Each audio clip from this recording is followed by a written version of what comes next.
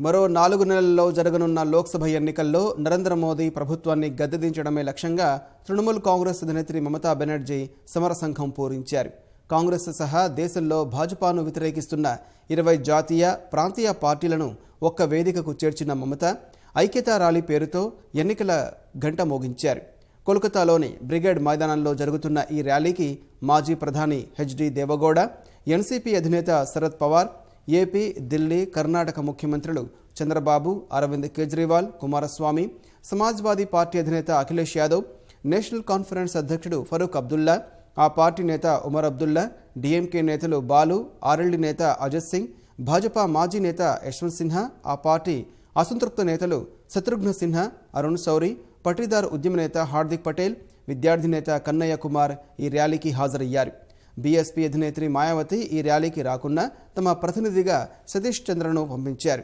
కాంగ్రెస్ అధ్యక్షుడు రాహుల్ గాంధీ మమతా ర్యాలీకి సంఘీభావంగా లేఖను పంపించగా ఆ పార్టీ తరపున అభిషేక్ మను సింఘ్వి హాజరయ్యారు. ఢిల్లీ రాజకీయాల్లో తమ అధినేత్రి మమతా బెనర్జీ రాజకీయ భవిష్యత్తును నిర్ణయించే కార్యక్రమం కావడంతో ఐక్యతా ర్యాలీకి తృణమూల్ కాంగ్రెస్ భారీగా జన సమీకరణ చేసింది. బంగాల్ నలుమూల నుంచి తరలివచ్చిన తృణమూల్ కార్యకర్తలతో బ్రిగేడ్ మైదానం జనసంద్రమై అయ్యింది. ర్యాలీ సందర్భంగా మోదీ సర్కారుపై నేతలు నిప్పులు చెరిగారు.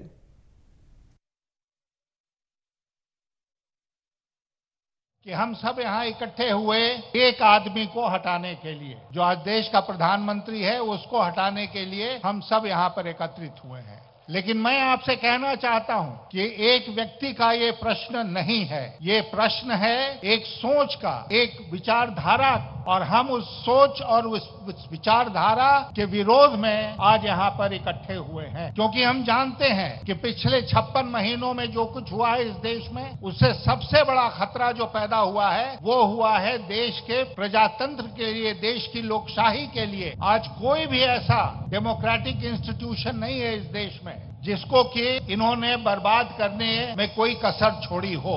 और इसलिए देश में प्रजातंत्र की, लोकशाही की रक्षा करने के लिए हम सब यहाँ पर इकट्ठे हुए हैं.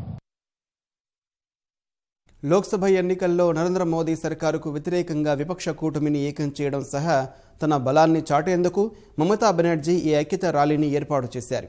ఈ ర్యాలీ ద్వారా మోదీ సర్కారుకు మృత్యుఘంటను వినిపిస్తానని శపథం పూనిన మమత ఈ వేదికే నాందిగా ఢిల్లీ రాజకీయాల్లో తన ముద్రను బలంగా వేయాలని భావిస్తున్నారు.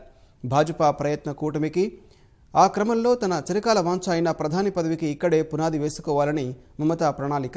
తనతో కలిసి వస్తున్న విపక్ష పార్టీల్లో ప్రధాని పీఠంపై కన్నేసిన నేతలు చాలామందే ఉన్నా కోల్కతా ఐక్యతా ర్యాలీ ద్వారా తన బలాన్ని గట్టిగా చాటి మమత అందరికంటే ఈ వరుసలో ముందుండాలని ప్రణాళిక రచించారు.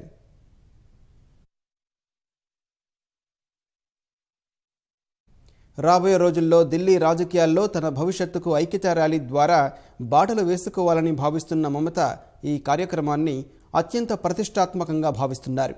బంగాల్ నలుమూల నుంచి ఈ ర్యాలీకి భారీగా జన సమీకరణ చేశారు.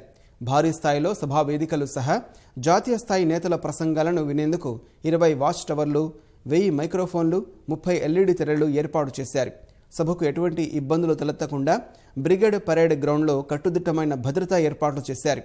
సుమారు 10,000 మంది పోలీసులతో భద్రతా ఏర్పాట్లను పర్యవేక్షిస్తున్నారు.